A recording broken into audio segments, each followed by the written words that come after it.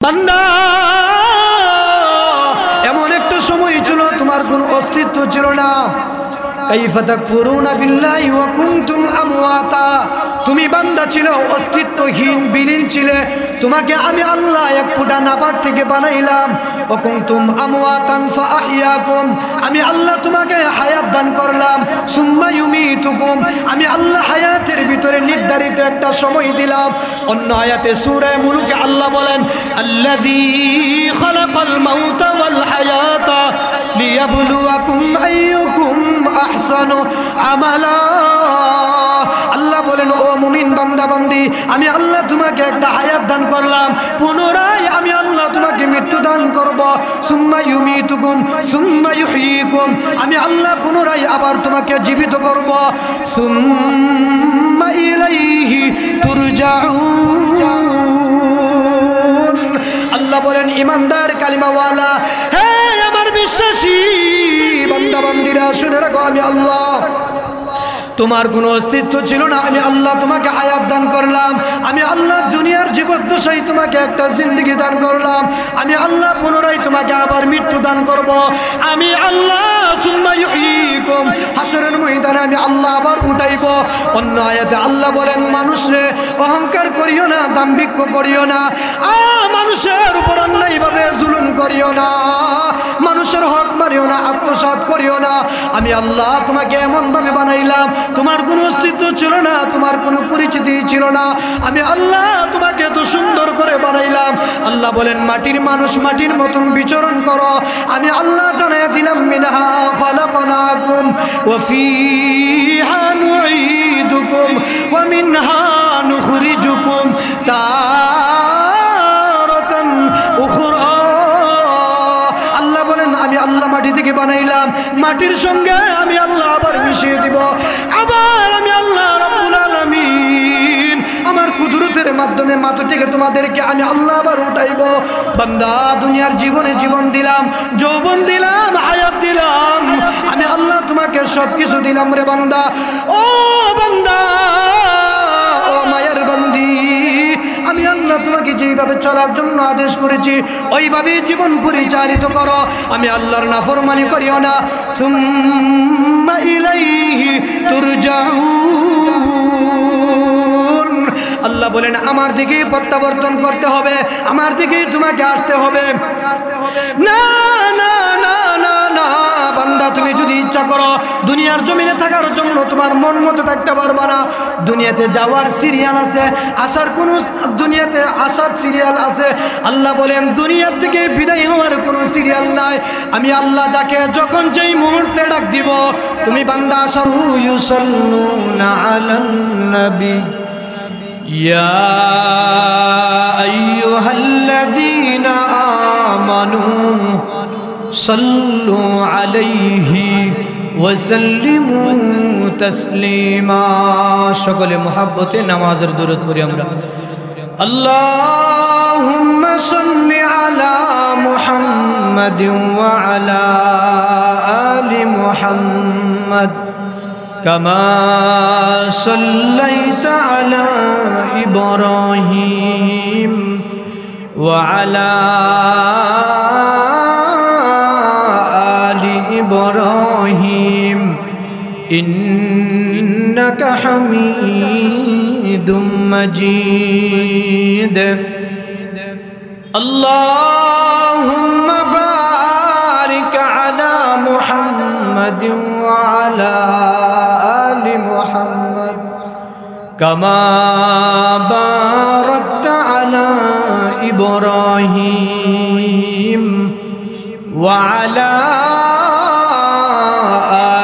ইব্রাহিম ইন্নাকা হামিদুম মাজিদ।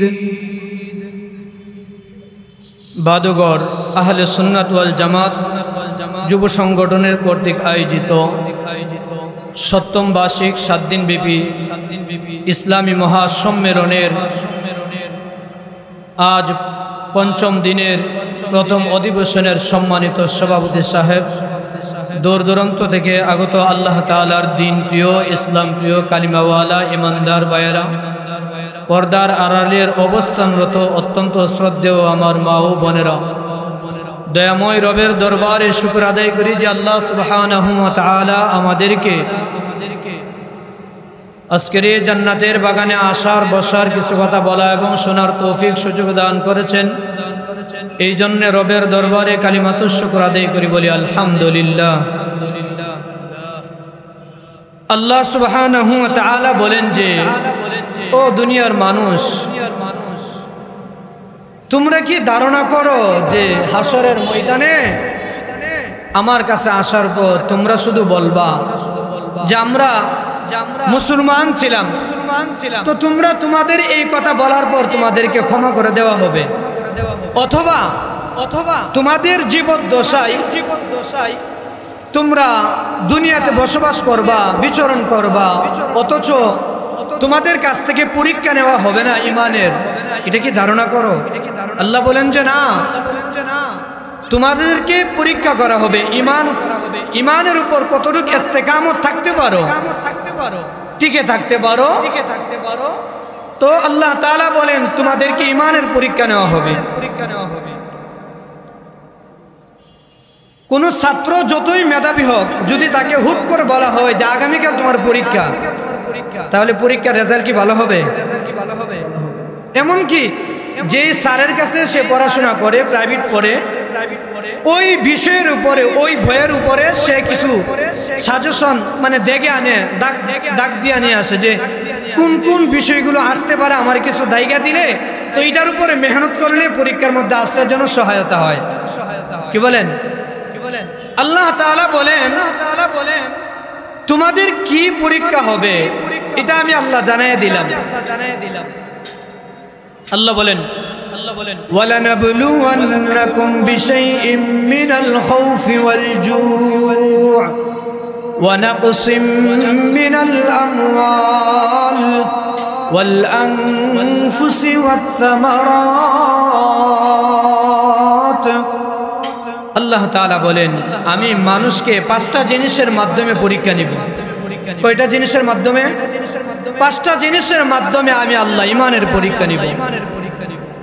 এই পরীক্ষাগুলো নিয়ে আমি আল্লাহ দেখব আমার বান্দা বান্দি আমার পরীক্ষার মধ্যে কতটুকু ইস্তেকামত থাকতে পারে।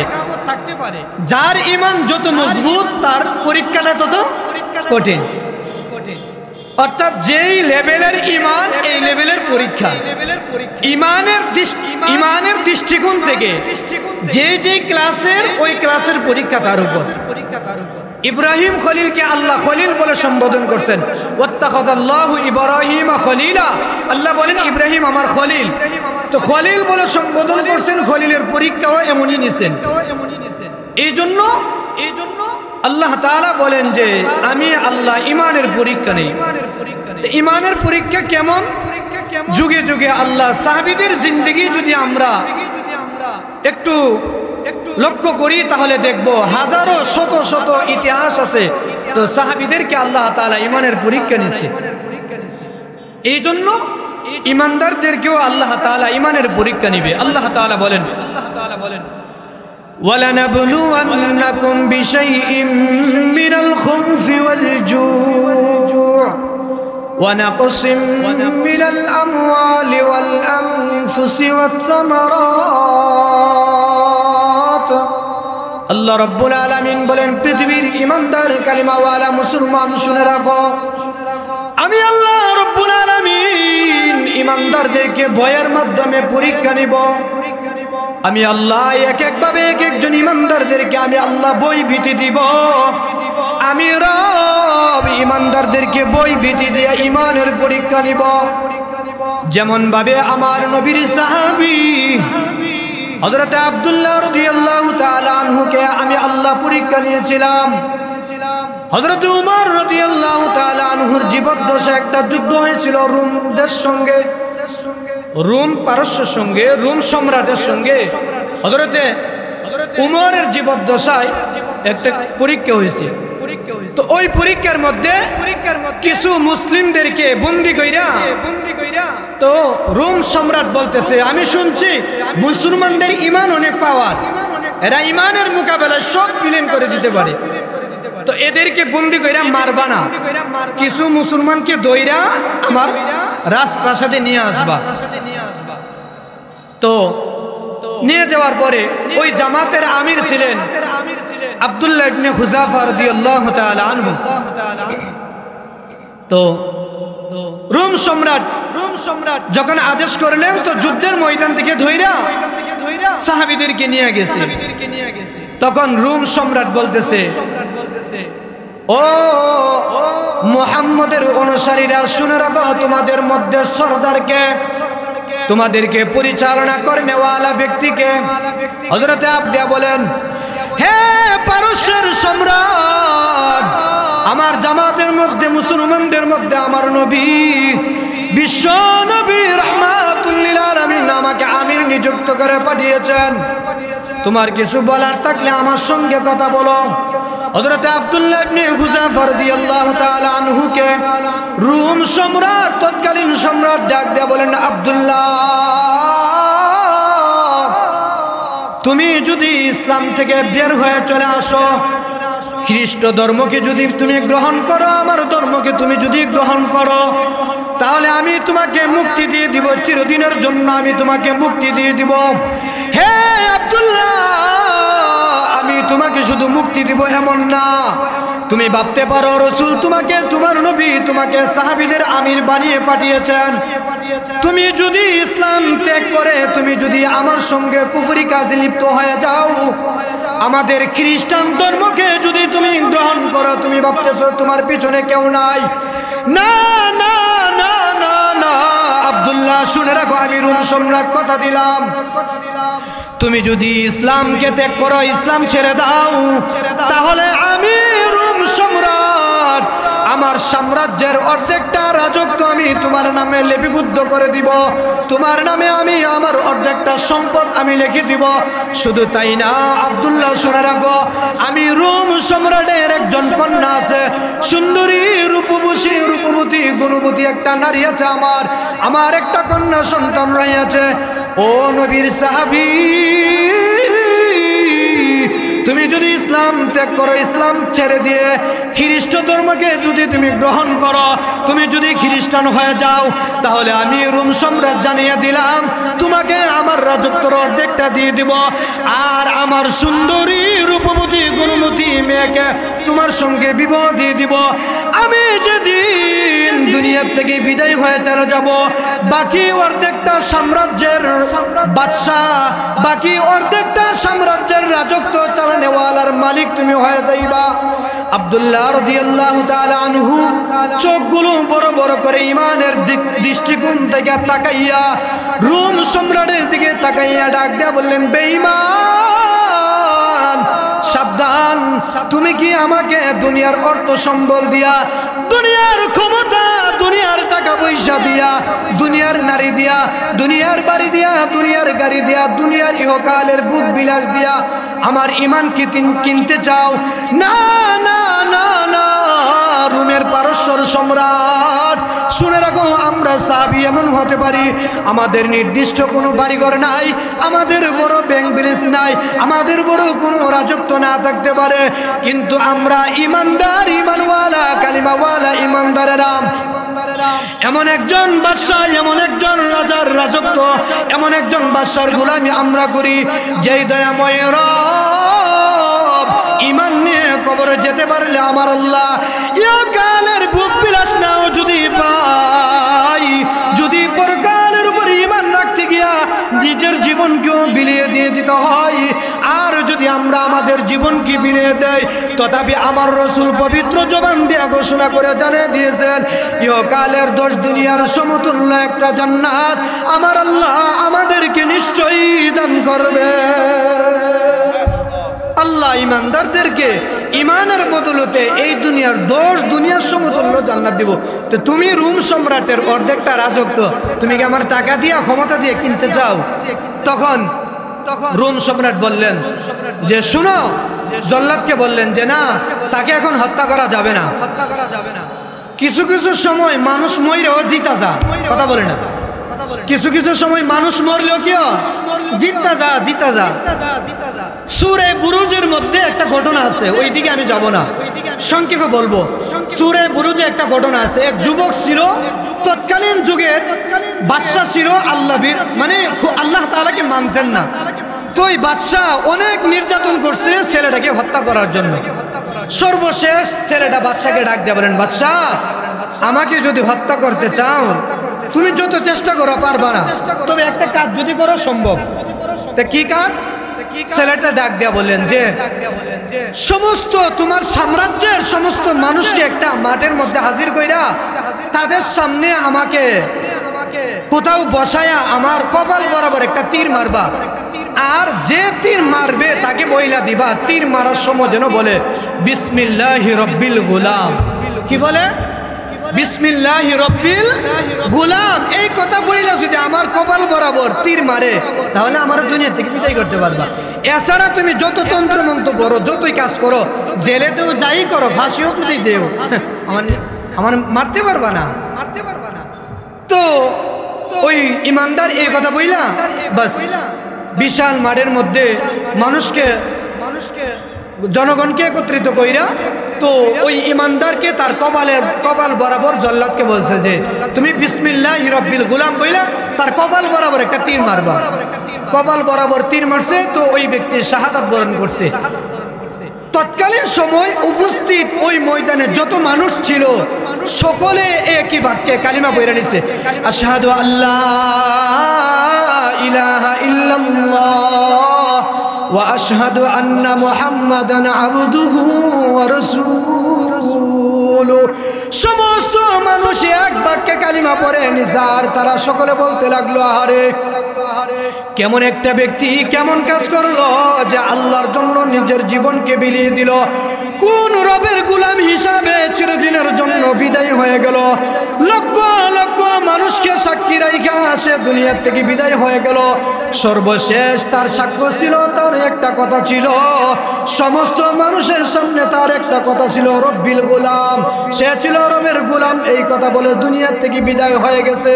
আর এই সমস্ত মানুষের সামনে যখন সে বিদায় হয়ে গেল, শাহাদাত বরণ করলো, আর তার মৃত্যুর পরে ওই বাদশা চিন্তা করে, আহারে কেমন মানুষকে হত্যা করলাম। একটা মানুষকে, একটা ইমানদারকে হত্যা করার কারণে হাজারো মানুষ ইসলামের ভিতরে চলে গেল, ইসলামের ছায়াতলে চলে গেল। এই জন্য আল্লাহ রাসূল বলেন, হাজার হাজার অগণিত মানুষ যদি বেঈমান হয়ে যায় আল্লাহ তাদের দিকে লক্ষ্য করেন না। যদি কোনো ইমানদার কালিমাওয়ালা থাকে, যতদিন ইমানওয়ালা, যতদিন কালিমাওয়ালা দুনিয়ার জমিনে থাকবে, আল্লাহ আসমান জমিনের নিজাম ঠিক রাখবে, দুনিয়াকে কিয়ামত সংগঠিত করবেন না। ইমানদারের এত দাম, একজন ইমানদার আর হাজার বেঈমান দিয়ে বইরা গেল গো, হ্যাঁ। এই জন্য তো রোম সম্রাট বললেন যে তার ইমান অনেক মজবুত, জ্ঞানী তো চিন্তা করলেন যে তারে এইভাবে মারা যাইতো না, তার ইমানের কত পাওয়ার আছে এটা আরেকটু পরীক্ষা করুন। তারে নিয়ে জেল হাজতে বড় জেলে ঢুকাইছে। তো প্রহরীরারে বলছে, ডাক্তার নিযুক্ত করছে যে তারা খানা বিনা কিচ্ছু দিবা না, দেখি ইমানের কত তেজ আছে, ইমানের পাওয়ার কত দেখে এই কথা বইলা তারে বন্দি করো, জেলে বন্দি করছে, কোনো খানা দিবা না, কিচ্ছু দিবা না, যখন দেখবা মরে যাইতেছে গা তখন আমারে জানাইবা, তার অবস্থা যখন করুণ হয়ে যাবে তখন আমার কি করবা, জানাইবা। হযরত আব্দুল্লাহ ইবনে খুযাফা রাদিয়াল্লাহু তাআলা আনহুকে জেলে আবদ্ধ করছে। করার পরে এক সপ্তাহ যাওয়ার পরে ওনার এমন হালত হয়েছে যে বেঁচে আছে না মারা গেছে বলা যায় না। তো ডাক্তার ভিতরে গেছে, গিয়েছে, দেখে না ভিতরে আত্মা আছে, বেঁচে আছে, কিন্তু না খাইতে খাইতে একবারে দুর্বল হয়ে পড়ছে। তখন বাদশা আবার বলছে যে আব্দুল্লাহকে নিয়ে আসো।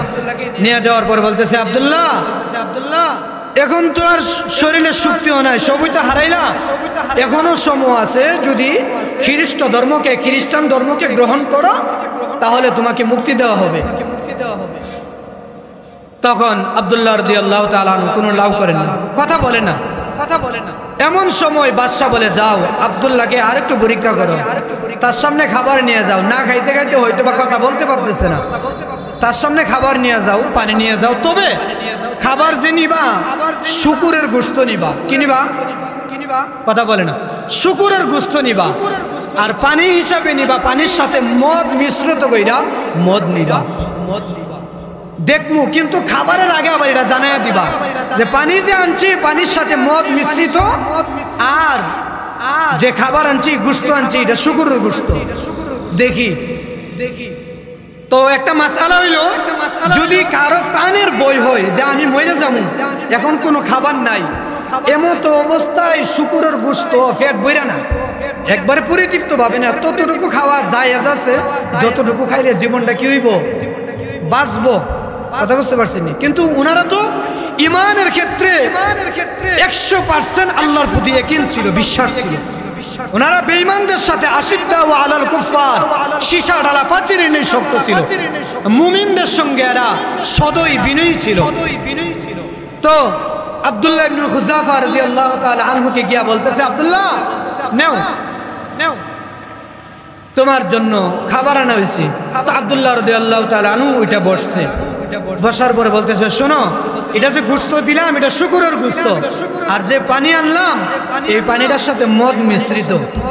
হযরত আব্দুল্লাহ রাদিয়াল্লাহু তাআলা আনহু বলতেছেন যে আমি যদি অনাহারে খিদার যন্ত্রণায় যদি শাহাদাত বরণ করি, তথাপি আমি তোমার এই হারাম খানা ভক্ষণ করব, কারণ হারাম খাওয়ায় আমার ঈমান দুর্বল করতে পারবা না।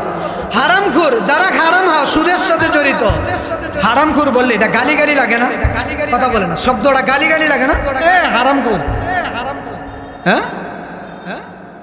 তো হারাম যারা খা এরা দেখবেন ইসলামের কাজে এদেরকে পাইবেন না, অগ্রগামী ইসলামের কাজে এদেরকে পাইবেন।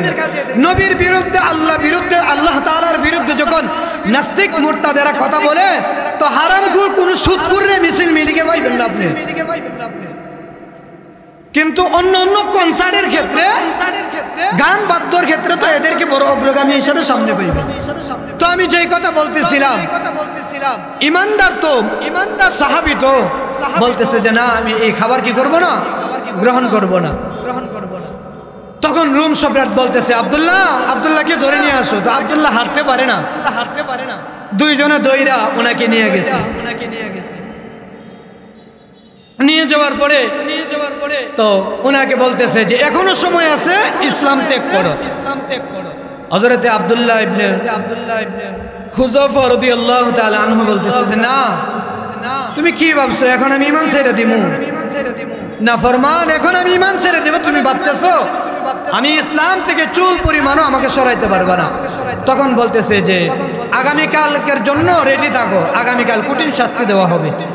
পরের দিন সকালবেলা বড় ডেকসির মধ্যে তেল গরম করছে, তো গরম করে বলতেছে, হে আব্দুল্লাহ শুনে রাখো, তুমি যদি ঈমানের উপরে ইস্তেকামত থাকতে চাও, গরম জ্বলন্ত তেলের মধ্যে তোমাকে ছেড়ে দেওয়া হবে।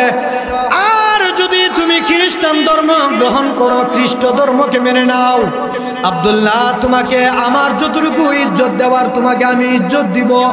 আমি তোমার কাছে আমার মেয়েকে বিবাহ দিব। আমি আমার রোম পারস্য, আমার সাম্রাজ্যের অর্ধেকটা রাজত্ব আমি তোমাকে দিয়ে দিব।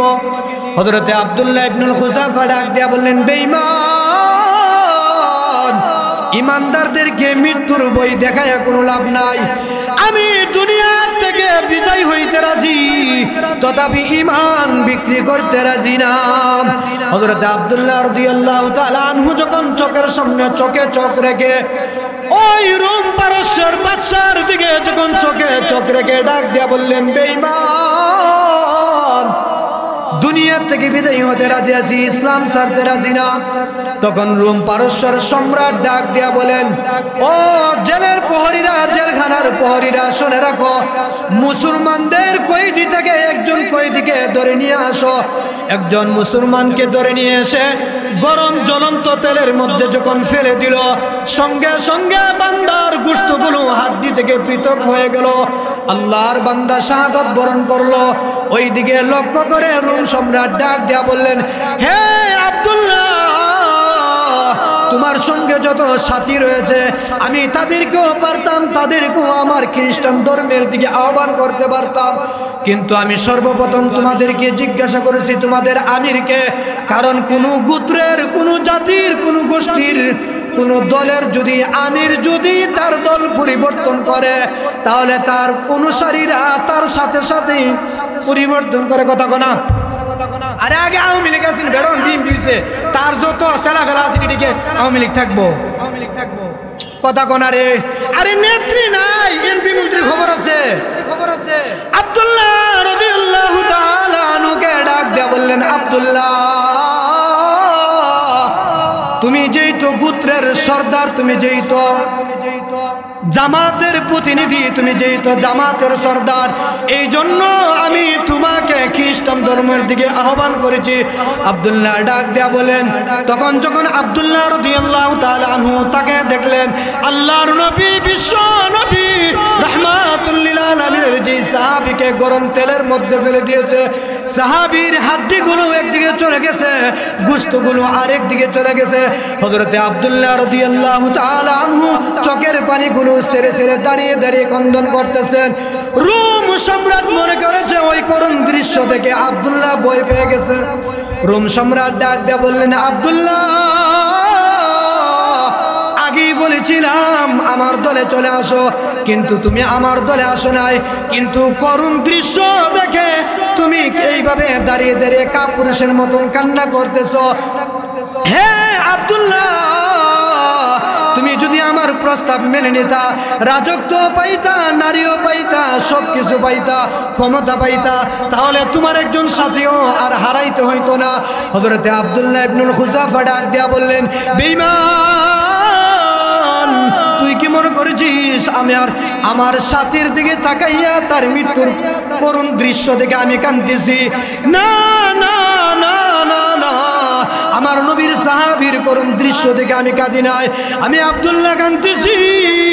আল্লাহ রাব্বুল আলামিন যদি আমি আব্দুল্লাহকে 100 জান দিত, আর তুই বেঈমান যদি আমাকে একবার তেলের মধ্যে ফেলে দিতে, আর আমার আল্লাহ যদি আমাকে আরেকটা জান দিত, আবার যদি আমাকে তেলের মধ্যে ফেলে দিতে, আমার আল্লাহ যদি আমাকে আরেকটা জান দিত, আবার যদি আমাকে তেলের মধ্যে ফেলে দিতা, আবার যদি আমার আল্লাহ আমাকে জান দিত, এমন ভাবে আমি আব্দুল্লাহ যদি 1000 বার আল্লাহর দ্বীনের জন্য শাহাদাত বরণ করতে পারতাম, তাহলে আমি আব্দুল্লাহ দিলে বড় শান্তি পাইতাম। বেঈমান আমি এই করুণ দৃশ্য দেখে কাঁদি না, আমি কাঁদতেছি আল্লাহ যদি আমাকে শতাধিক জীবন দিত, শতবার আমি দ্বীনের জন্য, ইসলামের জন্য, আমার নবীর জন্য, কোরআনের জন্য, আল্লাহর জন্য আমি আব্দুল্লাহ ইবনে খুজাফা রবের সন্তুষ্টির জন্য আমার জীবন বিলীন করে দিতাম। আমি কাঁদতেছি, তুমি কি ভাবতেছো ডরাই গেছি গা বই ভাইয়া কাঁদতেছি? না, আমি তো কাঁদতেছি আল্লাহ যদি আমার একাধিক জীবন দিত, তাইলে আমি একাধিক জীবন ওই তুই বেঈমানের সামনে দিয়া দেখা দিতাম যে ইসলামের জন্য কতটুকু ত্যাগ স্বীকার করতে পারি। তো আল্লাহ বলেন, আমি আল্লাহ অনেক সময় বই ভীতি দিয়া ইমানের কি নেই, পরীক্ষা নেই, যার কারণে এই ঘটনাটা টানলাম। তো সাহাবীরা ইসলামের জন্য এত কষ্ট করছেন। আল্লাহ তাআলা বলেন, ওয়ালানাবলুওয়ান্নাকুম বিশাইইম মিনাল খাউফি ওয়াল জু', আমি আল্লাহ 1 নাম্বার খৌফ বই ভীতি দিয়া ইমানের পরীক্ষা নেই, 2 নাম্বার ওয়াল জু', আমি আল্লাহ ক্ষুধা দিয়া, দরিদ্রতা দিয়া, অভাবন্টন দিয়া আমি আল্লাহ পরীক্ষা নেই। অনেক সময় আমরা যারা মধ্যবর্তী ফ্যামিলি অথবা একটু দুর্বল, তো তারা চিন্তা করে আল্লাহ যা করে টাকা পয়সা দিচ্ছে এগুলো আল্লাহ অনেক ভালোবাসে, আমাকে আল্লাহ ভালোবাসে না। হ্যাঁ, অভিযোগ আসেনি? আরে মানুষের দুনিয়া আফসোসের জায়গা, দুনিয়া কিসের জায়গা? আফসোসের জায়গা, কিন্তু জান্নাতে কোনো আফসোস থাকবে না, পরিতৃপ্তর জায়গা জান্নাতে। কারণ কে আল্লাহ তাআলা অনেক সম্পদ দিয়েছেন, কারণ কি আল্লাহ কি দিয়েছেন? অনেক সম্পদের মালিক বানাইছেন। তো কারণকে যখন মুসা নবী বললেন যে তুমি তোমার সম্পদের যাকাত প্রদান করো, এগুলোর হক যথাযথ আদায় করো, সে তার হক তো আদায় করেই না, বরঞ্চ মুসা নবীর বিরুদ্ধে একজন মহিলা, দুশ্চরিত্রা মহিলাকে সে ভাড়া করছে যে তুমি বলবা তোমার সাথে মুসা নবী ইজ্জত, তোমার ইজ্জত নষ্ট করছে। তো আল্লাহ তাআলা পয়গম্বরের উপর এই তহমত তোলাটা আল্লাহ বড় কষ্ট পাইছে, কষ্ট পায়া কারণকে তার সম্পদ সহ দশায় দিছে। কারণকে তার সম্পদ সহ কি করছে? মাটির নিচে। মুফাসসিরিন কেরাম বলেন কারণ এখনো দশতেছে, নিচের দিকে যাইতেই আছে, কিয়ামত পর্যন্ত যাইতেই থাকবে। তো কারণের এই অবস্থা দেখা,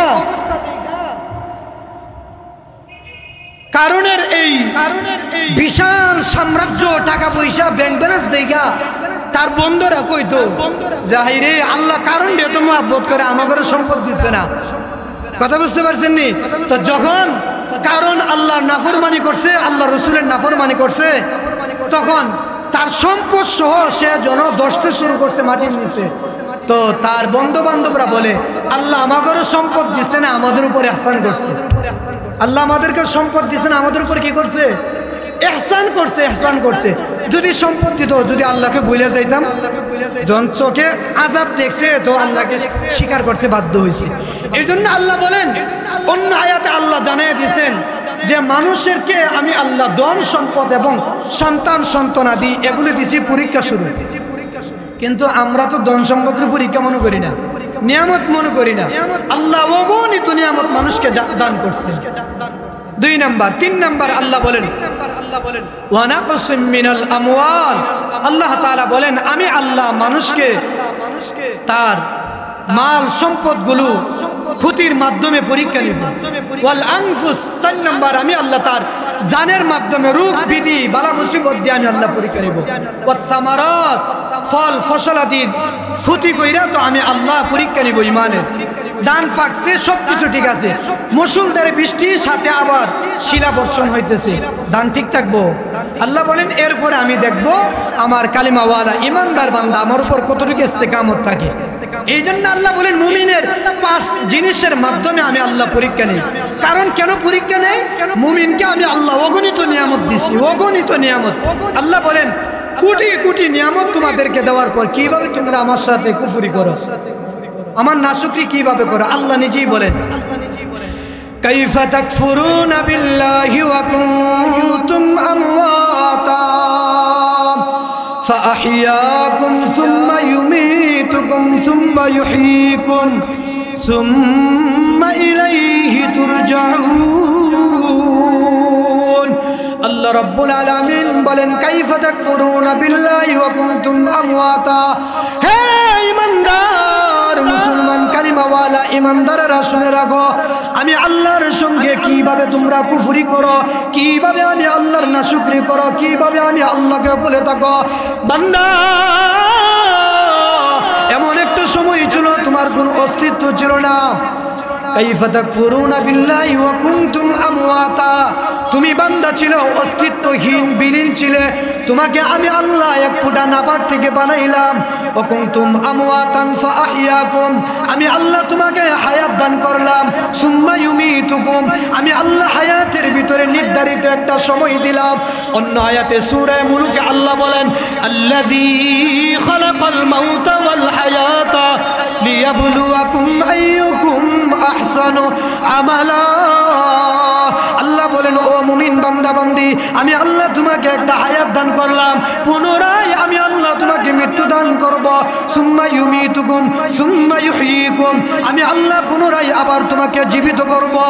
সুম্মা ইলাইহি তুরজাউন।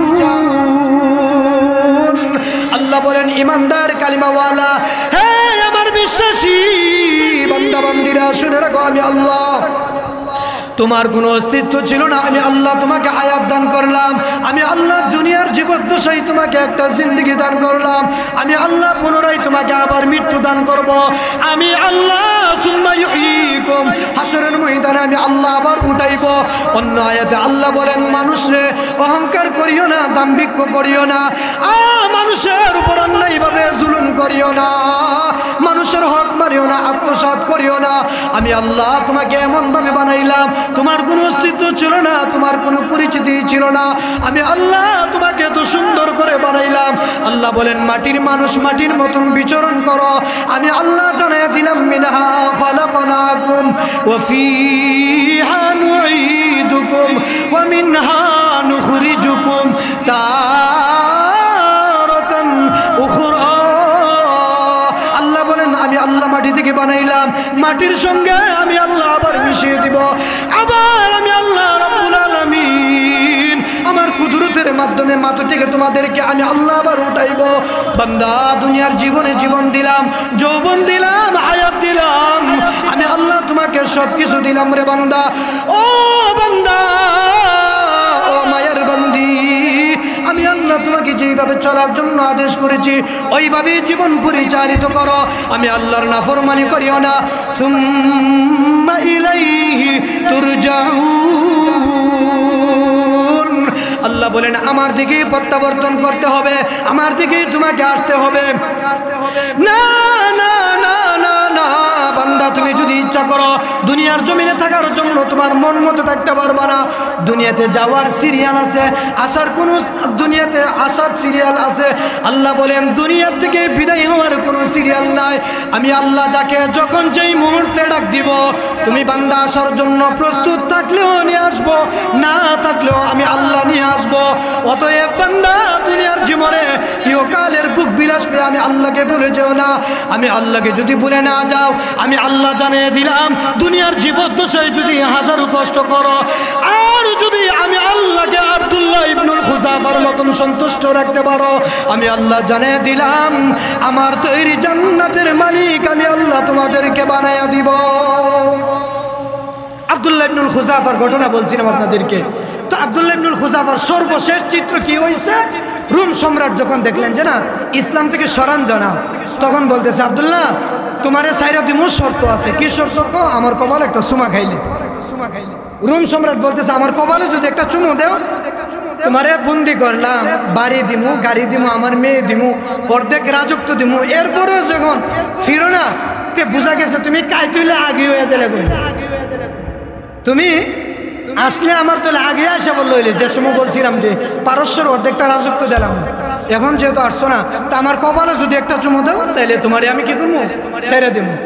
তো আব্দুল্লাহ ইবনুল খুজাফা বলেন চুমা দিতে রাজি, আমারও শর্ত আছে। কি শর্ত? যে আমার সাথে যত মুসলমান যত কয়েদি আছে সবারই যদি ছেড়ে দাও। তো উনি চিন্তা করলেন সমস্ত মুসলমানদের মুক্তির জন্য কাফেরের কপালে একটা চুমা দিলে দিছি, মুসলমানও তো মুক্তি পাইছে। ওই সুবাদে উনি চুমা দিলেন, তো মুক্তি পেয়ে চলে আসলেন। এই জন্য ইসলামের উপর চলতে গিয়া, ইমানের উপর চলতে গিয়া আল্লাহ তাআলা কালিমাওয়ালাদেরকে বিভিন্ন পন্থায় বিভিন্ন ভাবে পরীক্ষা নিবে, ইমানের পরীক্ষা নিবে। ক্লাস প্লেয়ার নার্সারি ছাত্ররে ডিগ্রির পরীক্ষা হইব না কি? হ্যাঁ, যার ইমান যেই তবকার, যেই শ্রেণীর, যেই অবস্থানের, তার পরীক্ষা হবে। আল্লাহ তাআলা ইব্রাহিম নবীকে আল্লাহ খলিল বলছেন, ওয়াত্তাখাযাল্লাহু ইব্রাহিমা খলিলা। ইব্রাহিম আমার বন্ধু, আমার খলিল। তো খলিল যে পরীক্ষা নিছে এমন কঠিন, আগুনও ফালাইছে, বলেন হ্যাঁ, পরীক্ষা নিছে ইমানের। এই জন্য আমরা দুনিয়াতে বাঁচতে গিয়া, চলতে গিয়া যত লাইনে মুসিবত আসে, সর্ব অবস্থা ইমানের উপর আল্লাহ সুবহানাহু ওয়া তাআলা আমাদেরকে শুননেওয়ালা বলনেওয়ালা সকলকে ইমানের উপর ইস্তেকামত থাকার তৌফিক দান করেন। সকলে বলেন আমিন। ইমান নিয়ে কবর যাওয়ার তৌফিক দান করেন। সকলে বলেন আমিন। ওয়া আখিরু দাওয়ানা আলহামদুলিল্লাহি রাব্বিল আলামিন। আসসালামু আলাইকুম ওয়া রাহমাতুল্লাহ।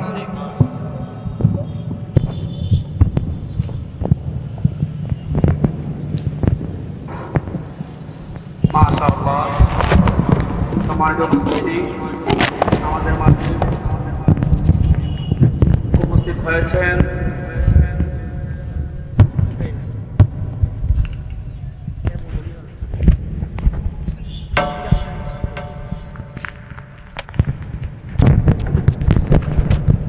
আজিজিয়া ইন্টারন্যাশনাল মাদ্রাসার সম্মানিত প্রতিষ্ঠাতা ও পরিচালক হাফেজ মাওলানা ইসলাম আজিজি।